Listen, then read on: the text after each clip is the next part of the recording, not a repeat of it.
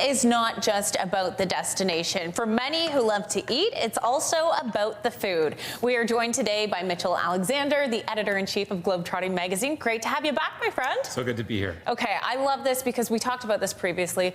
We both love travel. I'm such a foodie. I know you're such a foodie. So we are going to do a passport to food, I'll call it today. Let's go. Okay, what are we making? Well, we're making something in honor of the Flavors issue of Globetrotting magazine. It's going on newsstands this week. My favorite issue that we've ever done. Food, drink, travel, that's me. That's you too, right? Yeah, you can't get better than that. So I'm sure there's a lot of great ideas in the magazine as well. Absolutely. We also want to give your viewers a free subscription to go to Globetrotting. You just go to goglobetrotting.com to sign up for that. Hey, great. And I'm going to tell you a story about where I spent the summer, which was a true privilege in Italy. Amazing. Pretty great. So, not a bad way to spend your summer. Not at all. And on a trip planned by a Go-Away travel advisor, they're based here in Toronto. They do tailor-made trips, and for me, that's all about food. Everywhere I travel, it's all around the food and the food experiences. So what I'm going to share with you today is something called cicchetti.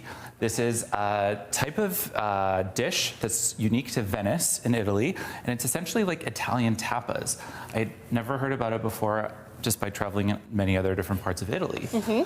So we're gonna make a very particular kind, and cicchetti is often some sort of small crostini with just some amazing toppings. Pretty much anything goes.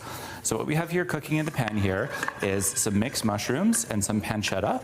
Okay, it smells delicious already. Oh yeah, absolutely. So we're gonna kind of keep this cooking as we go, and then we're going to apply it to the crostinis that we have waiting over here. Okay, so I'm gonna start with this. What do we have on our crostinis over here? So this is an important trick. If you just put a little thin layer of whipped ricotta, it makes sure that anything that you put on top of there is gonna stay put, especially if we've got a lot of small little things that are kind of coming together like that. Like what's happening here with me. But it kind of, it adds to the board, I think. It still looks good. And it's gonna taste, honestly, so good. Sorry, I'm making a mess, but what can we do? We're gonna make it look pretty in the end. Oh yeah. One thing that I love too about tapas, Mitchell, is that travel is about the experience.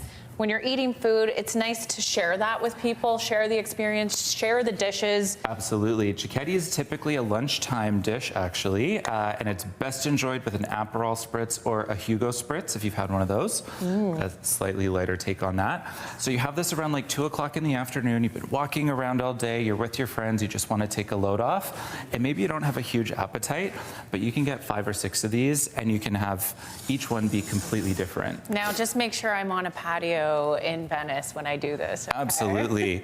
I'll show a few other ones that we've done here for you. You can put a little sprinkle of basil there. We have mortadella with whipped ricotta and pistachio. We have stewed eggplant and tomato with anchovy on top. Do you like anchovy? I do, My favorite.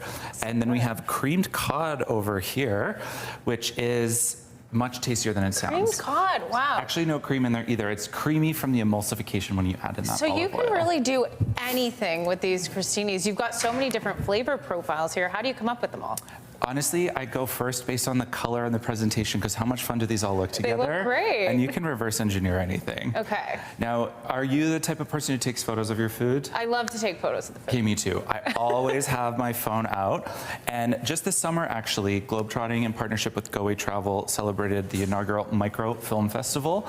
It was about 55-second travel videos of people's firsthand experiences out there, like social media storytelling, Instagram Reels, and you wouldn't believe how many of those were all about food. Well, I think a lot of my travel photos when I'm on the go are taking photos of the food that I'm eating on that trip. You need to send me more of those, by the way. I certainly will.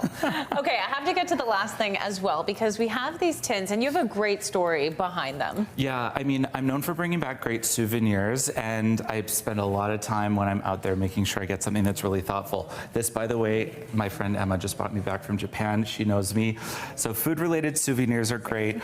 These are cookies from Paris, tea from England, but it's in a reusable tin, and that can hold travel memories, it can hold anything, but it keeps that gift going on. Could even hold your recipes for, your recipe cards for what you're going to make. Then they don't have to stay up here anymore. Exactly, it's perfect. Well, these are great ideas, great inspiration of what you can eat when you go travel as well. Mitchell, thank you so much for our passport to food. Thanks for helping out.